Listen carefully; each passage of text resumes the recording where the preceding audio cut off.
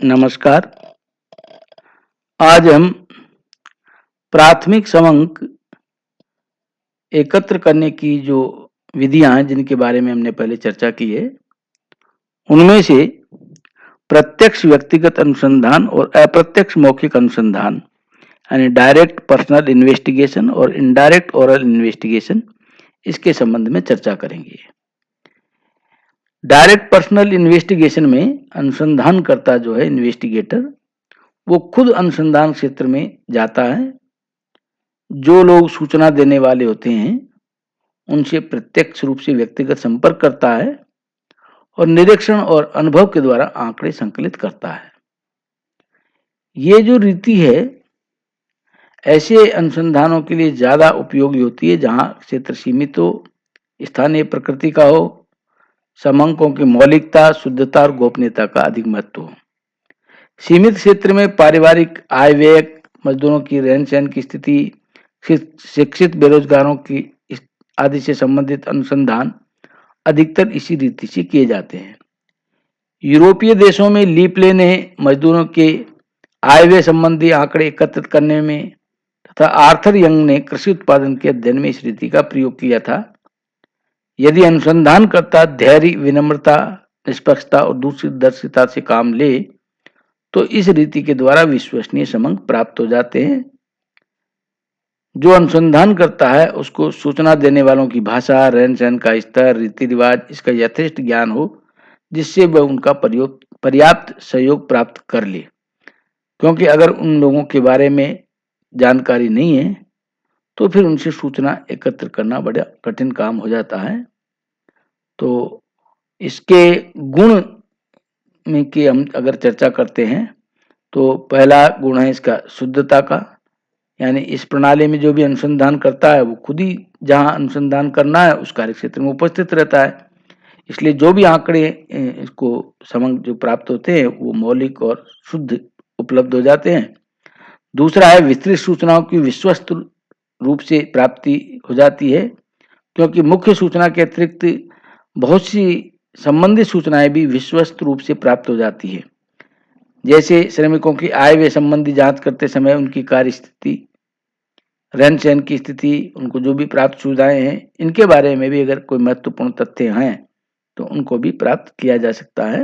यानी स्वयं व्यक्ति वहाँ उपस्थित रहता है तो जो जिस प्रकार की सूचनाएं वो एकत्रित करता है उसके साथ साथ बातचीत में अनेक और भी बातें निकल करके आती है, क्योंकि सीधा जाते ही तो बातचीत प्रारंभ कर नहीं देता कि सीधे ही प्रश्न पूछना प्रारंभ कर देगा। इसलिए वो जाकर के उनके बारे में अन्य जानकारियां भी प्राप्त करता है, तो विश्वस्त और विस्तृत सूचनाएं हैं उसको मिल जाती हैं।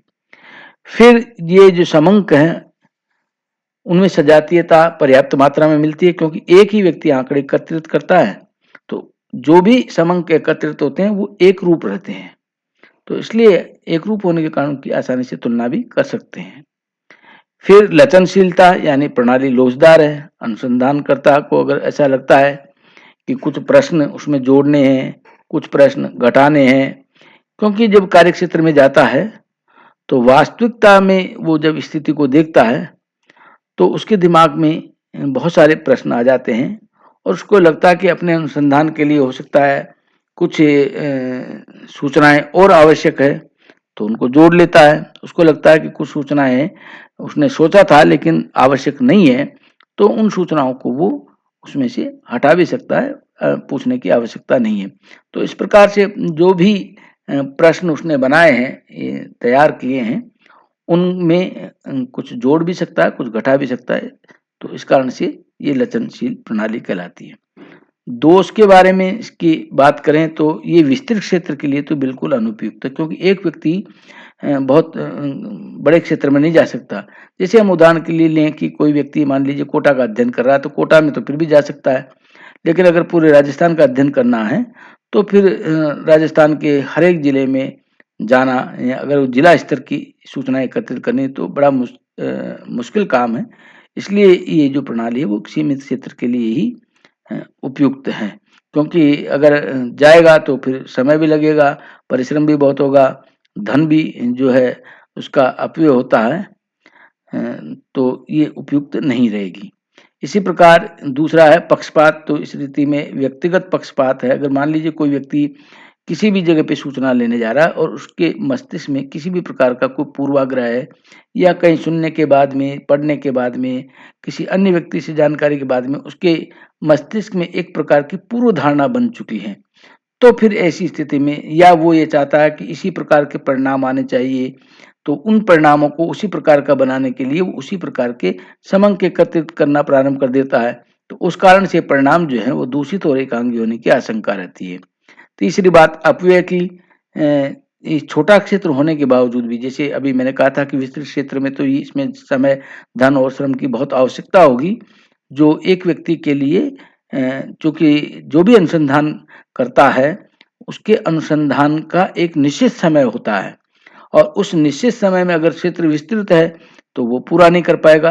लेकिन इसके साथ-साथ यहाँ भी एक व्यक्ति, क्योंकि वो जगह-जगह व्यक्तिगत रूप से जाता है, तो उसके फिर जिन लोगों से मिलता है वो व्यक्ति समय दें, ये बड़ा मुश्किल काम होता है और स्वयं भी एक समय निकाल कर के जाना, तो इसलिए उसका समय का भी अपव्यय होता है और धन भी उसका लगता है, क्योंकि जाने-आने में, लोगों से मिलने में भी लगता है और उसका श्रम भी लगता है, तो ये अपव्यय रहता है। ये भ्रामक निष्कर्ष इसलिए कि सीमित क्षेत्र होता है, तो सीमित क्षेत्र के समंक ये आवश्यक नहीं है कि पूरे समग्र का सही प्रतिनिधित्व करें। तो पूरे समंक का सही प्रतिनिधित्व नहीं करने के कारण ये जो निष्कर्ष हैं, वो भ्रामक हो सकते हैं। तो ये दोष भी इस प्रणाली के अंतर्गत पाए जाते हैं। अब हम दूसरी विधि के बारे में चर्चा करते हैं, अप्रत्यक्ष मौखिक अनुसंधान रीति। इस प्रणाली में समस्या से प्रत्यक्ष संबंध रखने वाले व्यक्तियों से सूचना प्राप्त नहीं की जाती, बल्कि और दूसरे व्यक्ति से, जो तृतीय पक्ष या ऐसे व्यक्ति या साक्षियों से मौखिक पूछताछ द्वारा समंक प्राप्त किए जाते हैं, जो स्थिति से अप्रत्यक्ष रूप से संबंधित हों। जिन व्यक्तियों के बारे में सूचना प्राप्त करनी है, उनसे प्रत्यक्ष संपर्क स्थापित नहीं करते। जैसे मजदूरों के रहन-सहन से संबंधित सूचना स्वयं मजदूरों से प्राप्त नहीं करके, जो लेबर्स की यूनियन रहती है, श्रम संघ रहते हैं, या जो भी मालिक होते हैं, उनसे मौखिक पूछताछ करके प्राप्त कर सकते हैं। तो ये रीति तब प्रयोग करते हैं जब अनुसंधान का क्षेत्र व्यापक हो और प्रत्यक्ष सूचना देने वाले व्यक्ति से व्यक्तिगत संपर्क संभव नहीं हो, या फिर वो लोग जो है अज्ञानता या रुचिहीनता के कारण सूचना देने में असमर्थ हों, या वो देना ही नहीं चाहते हों, या समंक कुछ जटिल प्रकृति की हों।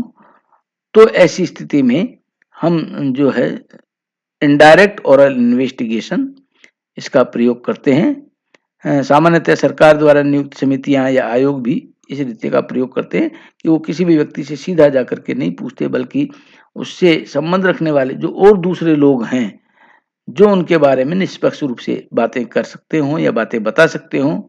क्योंकि जिस व्यक्ति से हम सीधा पूछेंगे, हो सकता है वो व्यक्ति अपनी बात में किसी प्रकार की प्लस माइनस करके बात बता दे, तो सही स्थिति का आंकलन नहीं हो पाए, तो हम दूसरे व्यक्तियों से उसके बारे में जानकारी प्राप्त करते हैं। तो इसलिए सरकार द्वारा जो नियुक्त आयोग है, समितियां हैं, वो इस रीति का प्रयोग करते हैं। इस प्रणाली में जो गुण हैं, उनमें से एक तो मितव्ययता रहती है, क्योंकि इसमें व्यक्ति को स्वयं जाना नहीं पड़ता, किसी दूसरे व्यक्ति से ही वो उनके बारे में पूछ सकता है। जैसे किसी फैक्ट्री में जाता है, अब वहाँ सारे श्रमिकों से मिलने के बजाय वो मालिकों से या ट्रेड यूनियन के लोगों से मिल लेता है, तो वो सारी जानकारी लगा देते हैं। तो बहुत ज़्यादा समय, प्रत्येक व्यक्ति से जो मिलने में लगने वाला समय है, उसका परिश्रम है या धन है, वो बच जाता है। तो समय, धन और परिश्रम कम लगते हैं, कार्य शीघ्रता से हो जाता है और अधिक परेशानी नहीं उठानी पड़ती। फिर विशेषज्ञों की सम्मति, यानी इस रीति में अनुसंधान के विषय पे विशेषज्ञों की राय और उनके सुझाव प्राप्त हो जाते हैं। पक्ष और विपक्ष के व्यक्तियों से पूछताछ करने से समस्या के विभिन्न पहलुओं का विवेचन हो जाता है।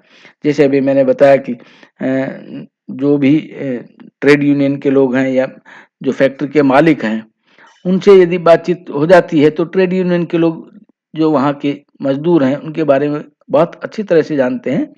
तो एक तरह से उन विषयों के विशेषज्ञ रहते हैं, तो वो ठीक प्रकार से बात को प्रस्तुत कर सकते हैं। और कई बार जो व्यक्ति है, वो स्वयं सूचना देता है, तो गलत सूचना भी दे सकता है या अपने हिसाब से उसको मोल्ड कर सकता है। तो इसके बजाय जो उससे संबंधित जो भी पक्ष के या विपक्ष के लोग हैं उनसे बात कर लेते हैं। तो जो भी समस्या है उसके डिफरेंट डायमेंशंस अपने को पता लगने से हमारे पास में जो सूचनाएं हैं उनका ठीक प्रकार से विश्लेषण हो जाएगा और समंक हमारे पास ठीक प्रकार से एकत्र हो जाएंगे। तीसरा निष्पक्षता वाली बात है कि व्यक्तिगत पक्षपात से ये प्रभावित नहीं होते आंकड़े अनुसंधानकर्ता के से, क्योंकि वो उसी प्रकार की बातचीत नहीं करेगा जो उसको रिजल्ट निकालने हैं। तो इसलिए व्यक्तिगत पक्षपात की इसमें आवश्यकता नहीं रहती और विस्तृत क्षेत्र इसमें रहता ही है कि ये जो रीति है ये विस्तृत क्षेत्र और ऐसे अनुसंधानों में उपयुक्त है जहाँ संसूचकों से प्रत्यक्ष रूप से संपर्क संभव नहीं हो या वो लाभप्रद न हो। अब इस रीति के जो दोष हैं उन दोषों में हम एक तो ये मानते हैं कि अप्रत्यक्ष सूचना मिलती है, तो वो जो समस्या से प्रत्यक्ष संबंध रखने वाले व्यक्ति हैं उनके संपर्क में नहीं आ पाता, तो परिणाम जो है वो अशुद्ध होने की संभावनाएं हो जाती है। जैसा एक कहते हैं ना कि जाके पैर न फटी विवाई वो क्या जाने पीर पर आई। तो जो व्यक्ति समस्या से ग्रसित है उससे नहीं पूछ करके दूसरे से पूछे तो दूसरे व्यक्ति को उस समस्या के बारे में इतनी गहराई से जानकारी नहीं हो, तो वो केवल अपने ही सोच के आधार पे आपको जवाब देता है, तो इसलिए परिणाम अशुद्ध होने की संभावना हो जाती है। साक्षियों के दोष, जिन लोगों से हमने समंक प्राप्त किए हैं वो लापरवाह हों, उनको ज्ञान नहीं हो या फिर वो पक्षपात करते हों, तो फिर हमारे जो समंक हैं वो हमारे डिफेक्टिव होने की संभावनाएं बढ़ जाती है। अब इस रीति को अगर सफल करना है तो इस रीति को सफल करने के लिए ये आवश्यक है कुछ बातें जिनका हमको ध्यान रखना ही चाहिए कि सूचना देने वाले साक्षियों की जो संख्या है वो पर्याप्त होनी चाहिए। दूसरा, ऐसे व्यक्तियों से सूचना प्राप्त करनी चाहिए जो संबंधित तथ्यों की यथेष्ट जानकारी रखते हों, सूचना देने में उदासीन लापरवाह नहीं हो। संभव हो तो चुने हुए साक्षियों में पक्षपात का तत्व नहीं होना चाहिए, ऐसे लोगों को लेना चाहिए। पक्ष और विपक्ष दोनों प्रकार के लोगों से सूचना लेनी चाहिए और ये भी देख लेना चाहिए कि सूचना देते समय जो संसूचक है, जो सूचना देने वाला व्यक्ति, उसकी मानसिक स्थिति ठीक है या नहीं है। या मानसिक स्थिति से मतलब ये है कि वो उस समय जवाब देना चाहता है या नहीं चाहता है, या वो टाल रहा है, या किसी प्रकार का उसके अंदर किसी दिमाग में कोई पूर्वाग्रह चल रहा है। तो ये भी बातचीत से अनुमान लगा लेना चाहिए कि उसकी मानसिक स्थिति किस प्रकार की है। अब जो अनुसंधान करता है वो साक्षियों से जो भी बातचीत करता है, पूछताछ करता है, तो धैर्य होना चाहिए, विनम्रता भी होनी चाहिए, क्योंकि आप किसी व्यक्ति से किसी के बारे में पूछेंगे तो जरूरी नहीं है वो जवाब दे, एक बार में आपको मिल जाए। तो ऐसी स्थिति में या बाद का समय दे तो आपको गुस्सा नहीं होना है, धैर्य रखना है। जिससे प्रश्न पूछेंगे उसके साथ विनम्रता का व्यवहार होना चाहिए। और प्रश्न को पूछने में कभी-कभी ऐसे प्रश्न होते हैं जिनको सीधा नहीं पूछ सकते, तो ऐसी स्थिति में चतुराई से किसी व्यक्ति के जो अहंग है उसको किसी प्रकार की चोट न पहुंचे और प्रश्न भी पूछ लिया जाए ताकि उस प्रश्न का ठीक प्रकार से जवाब आ जाए। और निष्पक्षता से काम लेना चाहिए कि उसको किसी प्रकार का पक्षपात नहीं करना चाहिए, क्योंकि निष्पक्षता अगर नहीं रहेगी तो फिर हम अनुसंधान को ठीक प्रकार से उसके जो परिणाम है उसको हम नहीं निकाल पाएंगे। अब